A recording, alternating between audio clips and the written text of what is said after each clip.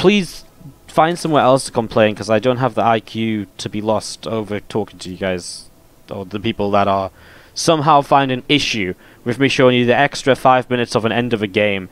Like, I just... my mind doesn't comprehend it. Anyways, let's put that behind us. Let's jump into this one, guys, to the bottom right-hand side. In this TVZ, we have our Red Zerg player, Team Liquid Snute. And the culprit of delaying the entire bracket yesterday with that 3-hour best of 3 against Guru, 45 minutes, 25 minutes, and 1 hour and 45-minute games. This is our Blue Terran player, Clem, from Exceed Esports. So again, now we're getting ready to go, and this overload of Snute is coming in towards the upper left-hand side to get ready to go do that initial scout and figuring out what's going on and all the rest of it. It is Acid Plant to start, and if we get into game number 2, will be Blackpink, and game 3 will be Backwater. So game 3 really is the one which can go super long. Blackpink can definitely be split map, but it's definitely breakable. You know, there's definitely locations to attack on. It's not as split map friendly, so it's harder to split map. And Acid Plant can go kind of long, but I definitely feel it's also one of the ones that isn't as split map friendly. It's definitely not a Neon Violet Square or a Backwater. So the first couple of games, if they kind of go long, can definitely go to 20 to 30 minutes, but I don't expect them to go much beyond that. If we get to Backwater, we really could be in for a very, very long game. So getting set up into this, guys. Let's see what's going to happen and see what's going on. In this, who are our other casters in here? Just we have 3 other casters in here. It means that we have the opportunity to play some rock paper scissors if we get into that stalemate scenario again. Oh dear, that could be interesting, couldn't it? That could be intriguing. Well, we do see this overload from Snute continue to come in towards the upper left-hand side. A barracks, a factory, the reactor building on the barracks as well. All of this just getting set up and ready to go. What's a Challenger series versus regular WCS? Asks Black Moon. A great question. So WCS Challenger is its own tournament. Each season of, or each WCS circuit event has its own Challenger. So WCS Challenger is split between regions. So there's a European Challenger, an American Challenger, there's a Latin American, China, Taiwan region. There is a Sea Challenger as well. So there's all these different regions of Challenger. And these Challenger events, initially there's a bunch of qualified players into them, and then the Challenger events have about a $10,000 prize pool and a small amount of WCS points on the line. So basically it's like a regional competition which gives out prize money and WCS points. And the top players of each region also win paid trips to the WCS circuit event, kind of joint to it. So this WCS Challenger is part of WCS Austin. And these are the qualifiers. But once the qualifiers go into the main event, from the main event, the top 4 players will end up getting paid trips to WCS Austin and a seed into Group Stage 3 already. And that's obviously a big benefit and some big bonuses. So basically WCS Challenger is like a build-up to WCS Circuit, but it's its own event as well. Like, there's a lot of prize money in Challenger. It's a way to kind of, you know, for lesser players, it's like the stepping stone of WCS Circuit, as well as acting as a way to kind of give out some paid trips to the tournaments as well. So yeah, good question. Hopefully I helped to answer, and if you have any more questions, please do ask, and if I don't answer because the game gets a bit hectic, then I'm sure someone else will. This was a great start by Clem, by the way. Third base was blocked by an engineering bay for a little while, then used the Hellions to continue to delay it for a while. That's going to be seeing the third hatchery coming in from Snute off to the right-hand side, and just going to be having a couple more Zerglings coming up the right side to see what else is going on. Cloak, Banshee on the waist, Impact 2, Clem just playing into this Biostar, which he does time and time again. And what's up, Harstem, coming in for the 28-month resub. Wardy is the Chuck Berry of StarCraft 2. Thank you, Harstem. Don't know who Chuck Berry is. I'm going to take it as a compliment, because I know you do nothing but compliment me.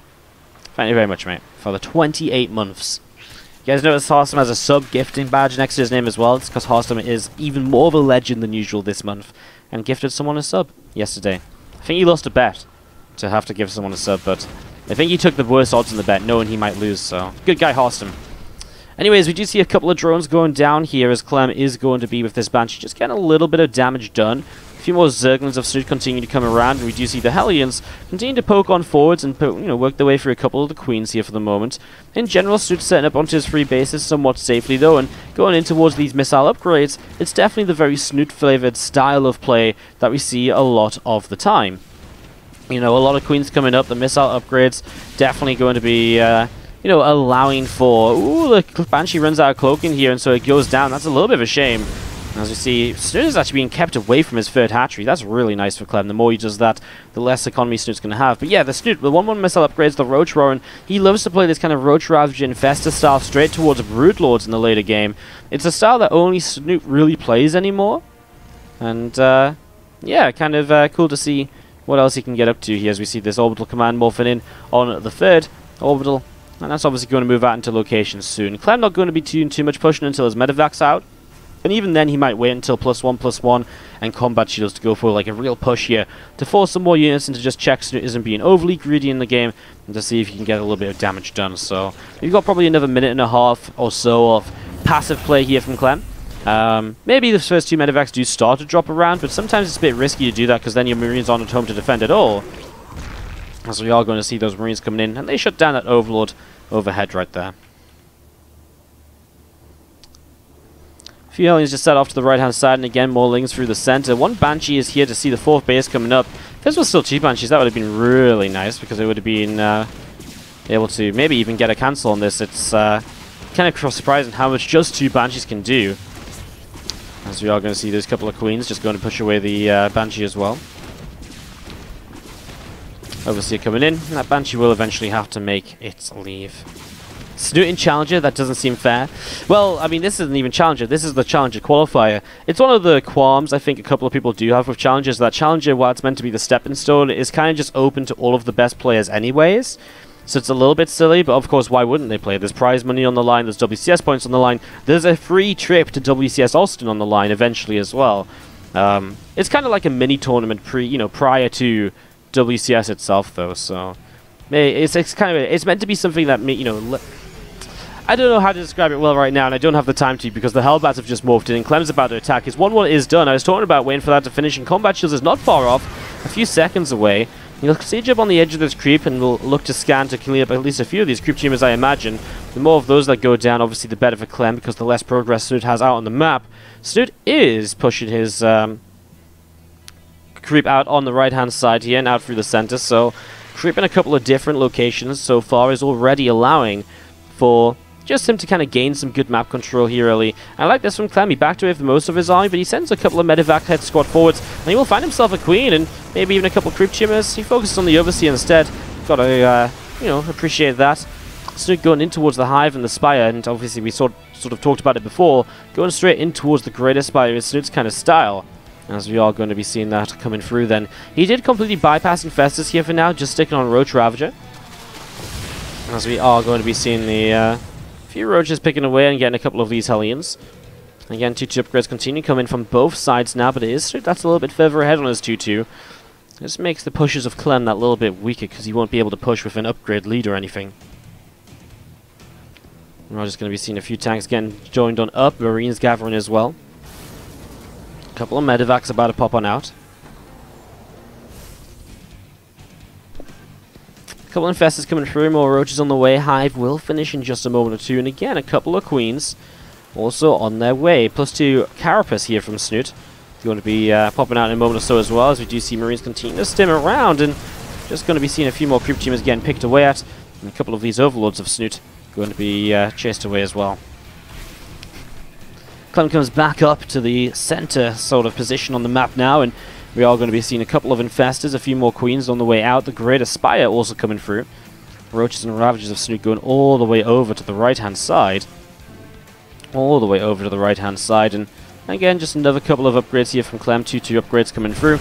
And Marines, tanks pushing forwards, and again, getting a little bit more damage dealt here, moving forwards in this location here. So Clem with another big push, an opportunity now to maybe get something more done as his 2-2 finishes. This is the pre-hive timing. This is the, oh my god, you're about to get brewed. Let's try and kill you before that happens. Honestly, from Clem, this is looking amazing. The Roaches and Ravagers really need to hold on. Oh my god, Snute comes in with a flank from the back. The Infestors go down without dropping any fungal growths, though. That does obviously go very good for Clem in that regard. Snute's Remax is already 24 Roaches, but they're going to come so slowly. Snute's reinforcements are shut down now because Clem's got more reinforcements coming from the backside, and Clem pushes through, and this base might just be a goner. Snute was trying to get up into the broods. Now his biggest issue is he has to spend all of his money remaxed on Roaches. They're going to start popping all over the place. They're going to get taken down a couple at a time, and this base is going down. A few of those drones actually get out of there without taking too many losses, honestly. Thought that was going to be a little bit worse for him. The base going down is the biggest thing here, and Clem will probably just fight this out because there's no way he can evacuate the tanks. So he'll probably fight until at least the tanks get taken down here. Oh, he just saves that tank on the top side, gets another shot or two off because of it, and Clem is just overwhelming right now, pushing forwards. GG, and Clem takes game number 1 of this best of 3. Let's jump into this, guys. We go into the bottom left-hand side, and down a game is our red Zerg player from Team Liquid. It is Snute. And to the top right, our blue Terran player from XED Sports, Clem, our Terran player in blue. So Clem takes the first game of the series, just catching Snute off guard all over the place there, it seems, with that big push. I mean, Snute had that big flank coming in, but his Infestors died before they could do anything. The Broodlords, which is obviously not really close to coming out because the Greater Spy was just about to finish. It was the correct timing from Clem, and the execution of the attack was very well done. I mean, even when Snute came in from the backside and came in kind of swinging and fighting with that kind of flank, then Clem's reinforcements showed up and cleaned that up, and he won the fight on the south side of that as well. And obviously that became a pretty big swinging point right there. Terrorine in the chat with the donation, sorry, it says, with the $3 donation, thanks for all the great casting and for a helpful chat helping me find the Nation Wars 5 replays. Thank you so much, Terrorine, for the $3 donation. Thank you to the chat for helping Terrorine find the replays. That's what we want here, guys. Nice, friendly chat, even with a lot of viewers. We like it when we can keep things friendly, we can keep things respectful, and help each other out and enjoy some StarCraft together. That's what we're all here for, after all. And great to see that you guys are being nice to each other. Great to see. We do try and keep it as clean as possible in here. Coach Vickers, what's up? Long time no see. Thank you so much for the Twitch Prime sub. Welcome back to the Wardy family, of course. How are you doing today? Thank you for the Twitch Prime. Coming in at the start of this game number 2. Subs have been just out of control the last couple of days. I'm not going to lie, guys. We are up 60 subs from when we went live yesterday, which is just beyond real kind of like, you know, beyond kind of like even belief, really. You know, when you get that many subs in a day and a bit, it's really kind of just, you know, streamers struggle to find words for it. At least I do. So thank you so much for all of the support lately. It's been crazy. And apparently we're having a little bit of a support train. Chase2146 with the Twitch Prime sub also coming in right now. Welcome to the Wardy fam. And thank you so much for supporting the channel with your Twitch Prime. Goes a long way and helps us to continue producing StarCraft content. And online strategy, I don't know. Online strategy DK. I'm sure we've had this discussion before about your name. Thank you so much for the cheer 100. No message attached to the cheer. And thank you very much for the bits anyways. Really do appreciate it.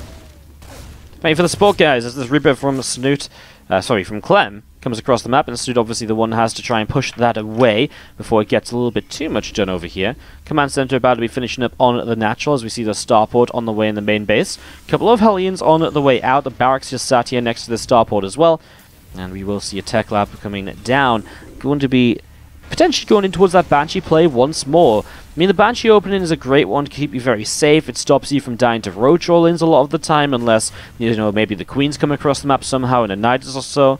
As we are going to see those couple of Hellions moving down in towards the center, and just going to be seeing the Reaper moving around a bit as well. Starport about to finish up, and we are going to be seeing the Starport lifting, drop into the tech lab as we expected for the moment. He has 200 gas, maybe a Raven here if he really wants to change things up, but we haven't seen a Raven for a long time in TVZ openings, as he does the exact same thing with the denial of this third base. Engineering bay block into the Hellions coming over to get rid of the Lings in a drone. It's really nice because not only does he delay the third, but he straight up kills units because of it, because they're coming over to defend that position. Snute will take the third hatchery this time around. He can't defend it forever, but it's already just helping Clem out establish a very strong initial setup in this game. we are going to be seeing these couple of Hellions coming back around the right side. 2 more Hellions have actually ran into the center. Not sure if that was intentional. Sort of feels as though Clem wanted to gather everything together, and they are going to be there together now. 4 Hellions together are so much stronger than just a couple, because the 2 Hellions don't even manage to shoot down a Zerglin in one shot, right? And so, it just, you know, the splash damage is just so much better coming in. I mean, they shut down this Zerglin in one shot, of course, but in 2 shots, of course, but it's so difficult to get the splash to work on 2 Hellions onto the same chunk of Zerglins, right? So, it's amazing how much better they become when there's 4 instead of 2 at the front there. It's going to be seeing the Cloak on the way up on the Banshee, as we mentioned before. It's something that Clem did in the last game. Why change what didn't really, you know, why change what was working? And it was working so well for him. You know, that last game was in complete control for himself. And we are going to be seeing the just the Banshee coming around this left-hand side, going to be moving through that third hatchery, just about to finish up from Snute. He heads in towards the natural. I mean, Spore starts. Lair isn't ready. Oh no, Snute! He's going to lose at least 7 or 8 workers here. I mean, there's 2 already. Obviously, he pulls away to minimize damage. 4, 5. I mean, it's going to be one of those counting exercises here. 6, 7. I mean, this is going to be 8 as the Spore Crawler finishes. Oh, he targets the Ling on 2 instead. So it is just going to be the 7, and the Banshee will go down as he sticks around as the Spore Crawler finishes up. So a little bit of lackluster control at the very end of that Banshee's life, but still a nice catch, getting Snute just off guard, and that's already 7 workers down the drain, and now there's no protection on this third base, or no detection on this third base, which means that this Banshee can maybe get another drone, maybe just cause a little bit more chaos here. Snute already pulls it off to the side to pull it away if needed. Even if it's not mine for a moment or 2, it's better than losing the worker forever. That drone didn't get the memo though, and so it is going to be one more drone down the drain.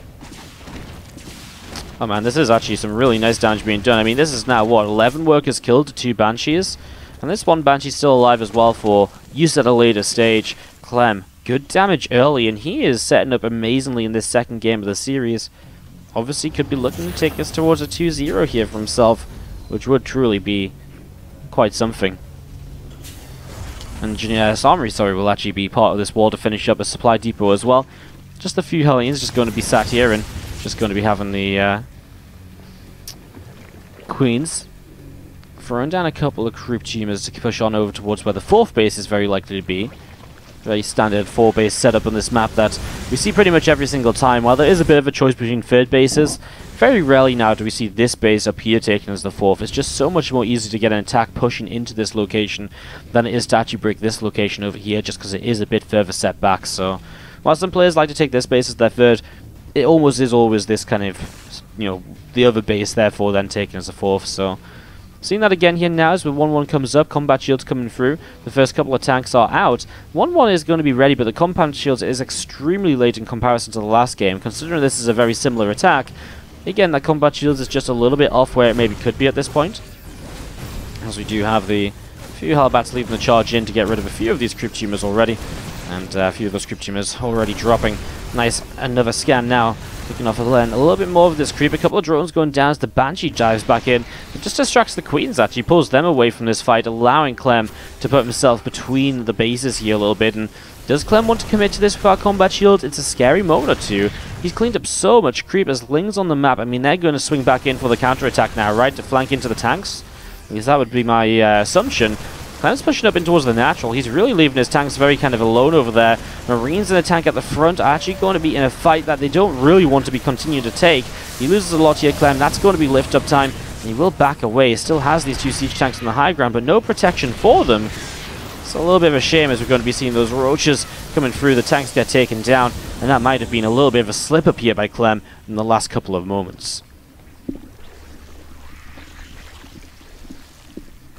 Again, 2-2 upgrades just on the way in from Snute, and it's just little things that are seeming to kind of fall apart for Clem this game. That fight obviously didn't go amazingly, although he has kept Snute away from a 4th base for a long time. But another little something to point out is that his own 2-2 is so far behind. He was behind on 2-2 in the last game, but it wasn't by this amount, and that is definitely hurting him a bit here. I love that Snute adds in an Infestor or 2 a little bit earlier this time around as well, so you'll have the Fungal Growths just available slightly sooner to help ward off those units. So we are going to have the 2 Hellions, 2 Medivacs, sorry, moving out into the center, looking to get rid of some more of this creep spread, which is out in the center of the map.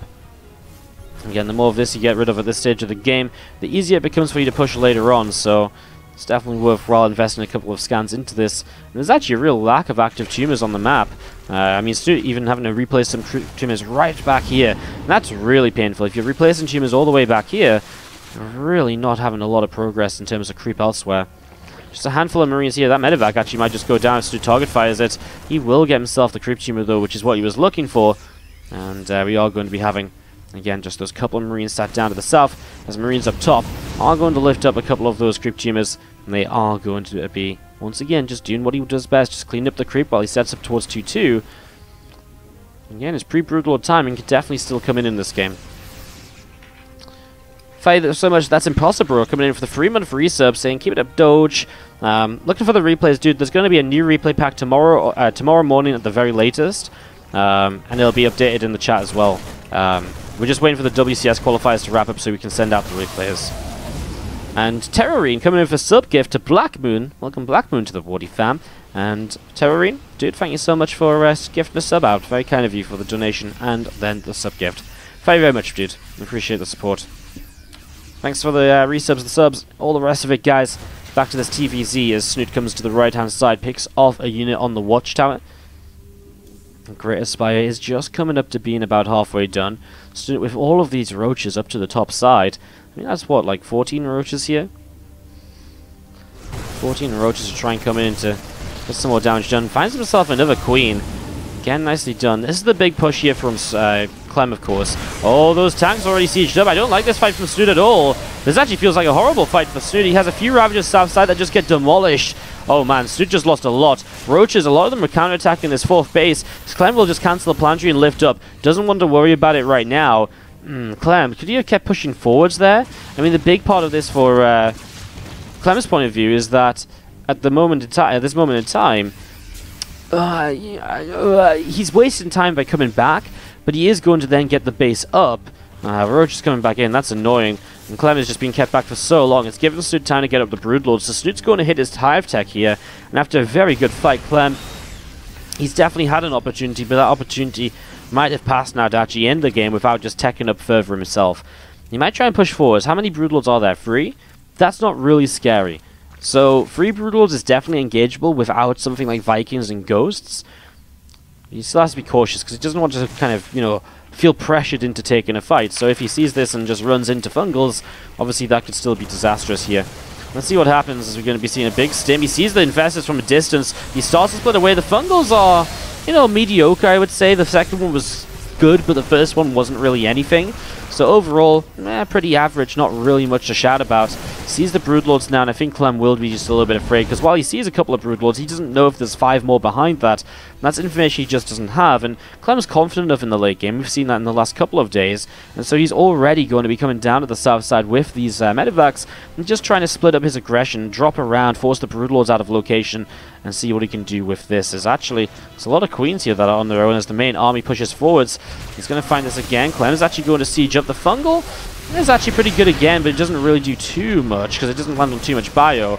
Lands on a couple of tanks. Tanks are going to unsiege now. That's a better Fungal. It lands on a lot of the bio, but the medevac can't good enough to keep it alive. Now the Infestor's down, kind of drained of energy. This was a nice drop forwards, by the way. Gets rid of one of the building hatcheries and slows down some of that further Snute economy in this game. Just should have picked it up just a little bit ago. Just a few moments ago would have been perfect for that here. It's just a little bit of a shame as we do see more of these units come back into the center. Clem continuing to gather himself together. A couple more Vikings coming forwards. 4 more Ghosts on the way out from Clem as well. This medevac down here drops off a few more Marines. Roaches coming in.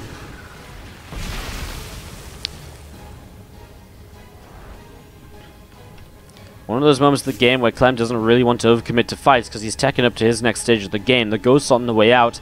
But in low numbers, these Ghosts don't really do a lot. Once you get up to 10 to 12 of them, they're really powerful. So he doesn't really want to attack while he builds up for the next minute or two. Obviously, Snute's struggling to attack because every time he tries to, there's a couple of drops on the map. And also, the Broodlords are so slow that if Snute starts moving too far forwards, he could find himself out of position and in a very difficult scenario when it comes to trying to retreat away. Bio pushing down through the center again. Oh, needs to be a little bit cautious here. The medevacs just going to dodge her. The corrosive bars coming down. Bio stimming ahead. I'm surprised that Clem is being so aggressive here, even if it is just towards the edge of the creep. He's just putting himself in a lot of danger for not really much to be gained. Oh my god, that fungal. He's hunting for the ghost to cancel snipes, and that is a couple more snipes that come down. Broodlord's taking some shots here. There's already Clem finding himself a couple of pickoffs. So well controlled so far. You know, not really messing up the engagement, making sure he doesn't go too far forwards. Always keeping himself out of range of those infestors, out of the danger zone. Because you stand in one fungal for just a moment too long, boom, those Broodlords are going to be on top of you, and you're going to be losing a lot. And when ghosts are involved in that, that's extremely painful. Well, sieging up again here. Those corrosive bowels are going to force Clem forwards a little bit, but again, the Broodlords are just a little bit slow to come over in this direction, so he's kind of missing a lot. That's a money fungal. And that's the first fungal that's landed properly for Snute here in a little while, although again, with this many medevacs, it doesn't kill anything because there's no follow-up to it. Snute disengaged in the fight. Now with a 5th base up, Clem is looking good in economy, as is Snute. His own 5th base is established, so you can start mining up here. Both players are drained from the bank at the moment, though, so if a fight was to happen now, neither player has a bank to really kind of dive into to re-max with. And so if the fight goes very one-sidedly to one player, it could just be game ending already. Now, some of these ghosts using a lot of their energy on roaches, etc., and I'm a little bit worried about that. You know, it feels as though, you know, you have to be a little bit cautious, because if you do lose a little bit of, you know, if you use too much of your energy on roaches, those ghosts need to get out of there. You don't want to use too much of the energy on roaches, because then all of a sudden, if you don't have the energy to fight the Broodlords, you're in a little bit of trouble. The ghosts are the main thing to fight the Broods right now, despite the Vikings, as silly as that sounds. The Vikings will get a bit of work done, but they're getting shut down so heavily by the Queens. But at the same time, if you shut down the Queens with the Ghost Snipes, which is what he's starting to do, the Vikings become a bit more potent here. Clem moving around with this main army, looking to see what he can find now, looking to see what comes next. Few Ravagers up in the center of the map here from Snute. Broodlords are setting themselves up as well to come in, and the Viking will already find themselves a nice little pick off on a Corruptor there. I mean, every little bit is going to count as Vikings just trying to take the charge, trying to take the lead, trying to bait in a couple of units, maybe even forwards in towards siege tank lines, etc.